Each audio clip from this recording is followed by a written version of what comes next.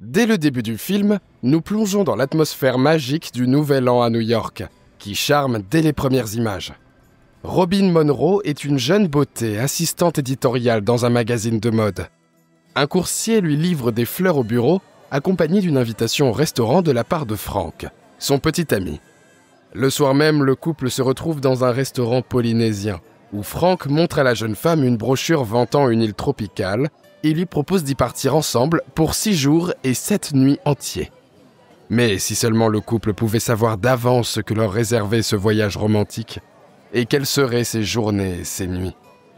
Dans un aéroport délabré d'un archipel tropical, Robin essaie de trouver un vol charter pour se rendre sur l'île de Makoti.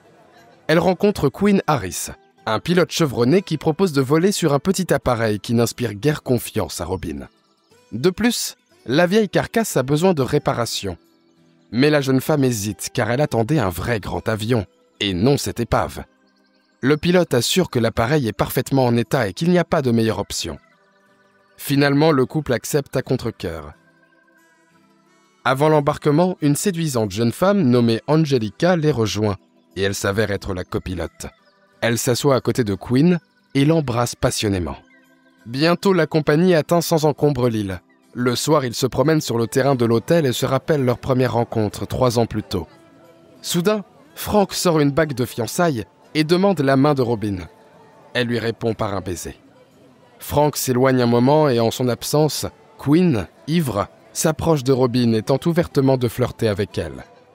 Enfin, Frank revient et Robin pousse un soupir de soulagement. Le lendemain, le couple passe la journée sur la plage, bronzant et sirotant des cocktails. Mais cette idylle est interrompue par un appel téléphonique inattendu. Le patron supplie Robin de se rendre à Tahiti. Ce n'est pas si loin pour une réunion cruciale avec leurs clients.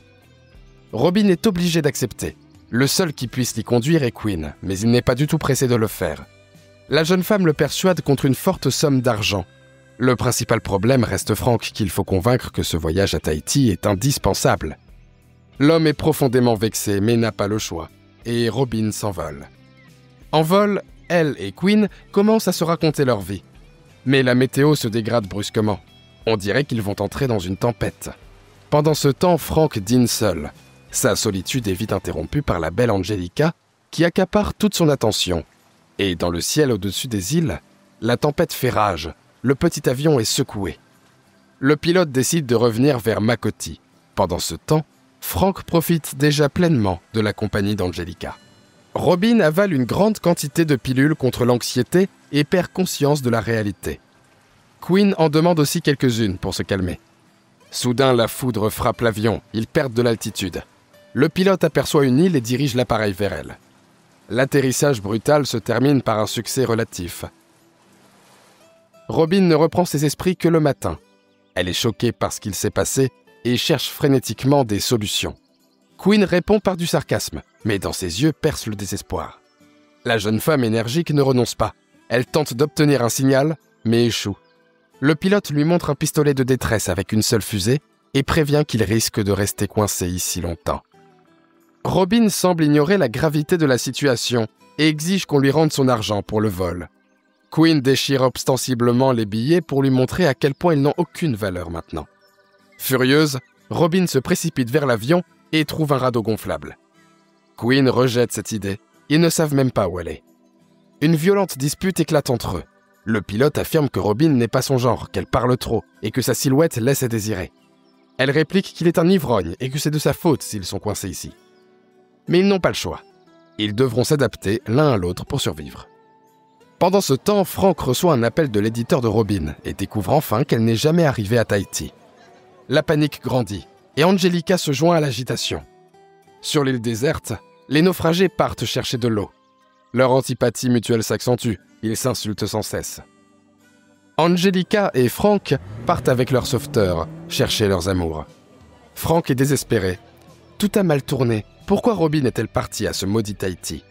Après une marche difficile dans la jungle, Robin et Quinn trouvent une cascade. La faune et la flore tropicale effraient la citadine. Elle est terrorisée par un petit sanglier inoffensif et se jette dans l'eau, où un serpent aquatique glisse dans sa culotte. Robin tente de garder son calme, mais la situation est trop tendue. Heureusement, Queen la sauve habilement en retirant la créature agile. L'homme peine à retenir son rire. Robin est furieuse, le foudroie du regard. Mais elle ne lui est que reconnaissante de l'avoir sauvé. Après plusieurs jours, les naufragés s'habituent à leur situation. Queen chasse du gibier exotique pour les nourrir, ils apprennent à mieux se connaître. Un matin, Robin est réveillée par le bruit d'un avion. Elle tente de réveiller Queen pour tirer la fusée, et voyant qu'il ne réagit pas, le fait elle-même. Mais son tir maladroit atteint un palmier. Ils perdent leur dernière chance de salut. Queen est furieux. C'était un avion de ligne qui n'aurait pas remarqué même une explosion nucléaire d'une telle hauteur. Pendant ce temps, les recherches continuent. Mais Robin et Queen n'abandonnent pas. D'après la carte, il devrait y avoir un phare et une station radio. S'ils parviennent à les atteindre et détruisent l'équipement, ils auront une chance de salut. Mais une fois arrivé, Queen comprend que ce n'est pas le cas. Aucun phare. Presque désespéré, il est soudain réconforté par Robin qui le motive. Tout à coup, il voit un bateau au loin, de l'autre côté de l'île. Sans perdre de temps, il se précipite. En chemin, Queen raconte à Robin son histoire d'amour malheureuse, après laquelle tout est devenu beaucoup plus simple avec les femmes. Soudain, il voit dans ses jumelles que le bateau appartient à de vrais pirates. Il change immédiatement de cap et fuit, mais les bandits les repèrent et lancent une chasse. Le couple esquive les balles et s'enfonce dans la jungle, mais finit capturé. Robin fait preuve d'une ingéniosité remarquable et invente qu'il possède de l'or. Elle prétend qu'ils sont mari et femme et qu'elle est joaillière. Queen joue le jeu et la soutient. Cette information captive immédiatement les pirates. Ils épargnent le couple et les mènent jusqu'au bateau où l'or serait soi-disant caché. Mais grâce à un coup de chance, les prisonniers réussissent encore à s'évader. Leur fuite effrénée à travers la jungle les mène à une falaise abrupte. Il ne reste aucune issue, et Queen pousse Robin dans la mer avant de sauter lui aussi. Les pirates, convaincus que les fugitifs sont morts, s'en vont. Épuisés, Robin et Queen atteignent la côte et laissent éclater leurs émotions en se jetant dans les bras l'un de l'autre. Mais ensuite, ils feignent que rien de particulier ne s'est produit. Bientôt, ils découvrent dans la jungle un avion japonais de la Seconde Guerre mondiale. Ils installent un campement à proximité afin d'essayer de réparer l'appareil. La nuit, Robin contemple les constellations inconnues et réfléchit à ce que ce petit voyage romantique lui a finalement rapporté.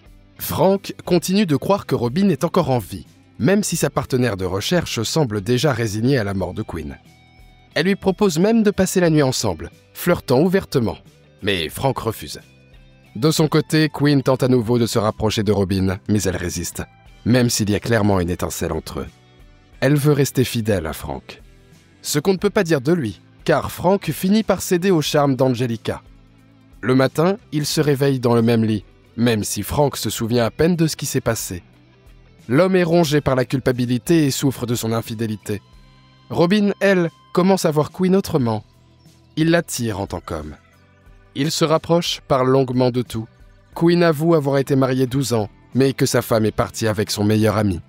Robin compatit et essaie de l'encourager.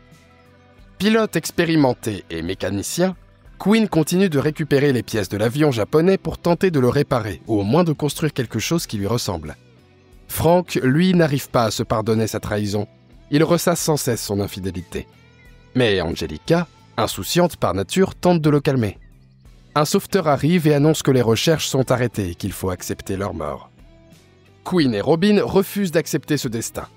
Ils travaillent sans relâche pour achever la remise en état de l'avion. Enfin, l'appareil est prêt. Mais soudain, les pirates réapparaissent et commencent à bombarder l'île avec des canons. Un obus frappe Queen. Robin court vers lui pour l'aider et tente de le hisser dans l'avion.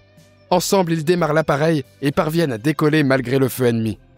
Un dernier boulet est tiré en l'air, mais il retombe directement sur le navire pirate qui explose dans un fracas immense. À Makoti, on organise un rituel funèbre émouvant et magnifique en mémoire des disparus. La cérémonie de deuil est soudain interrompue par l'avion de Queen, piloté tant bien que mal par une Robin terrifiée.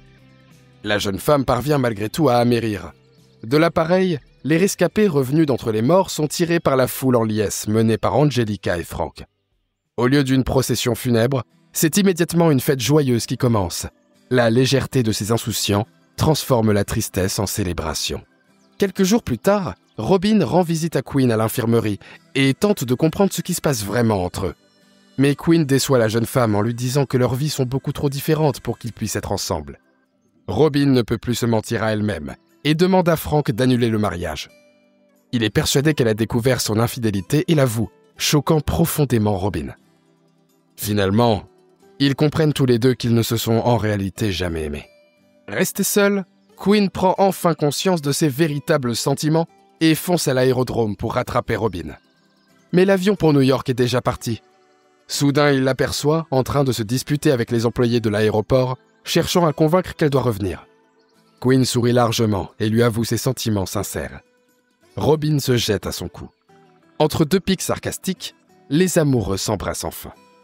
Peu importe leurs différences, car ce qui compte vraiment, c'est qu'il s'agit d'un véritable amour. À ce moment, le film s'achève. Merci à tous d'avoir regardé cette vidéo jusqu'au bout. Mettez un like à cette vidéo et écrivez en commentaire ce que vous pensez de ce film. Et à bientôt pour de nouvelles vidéos.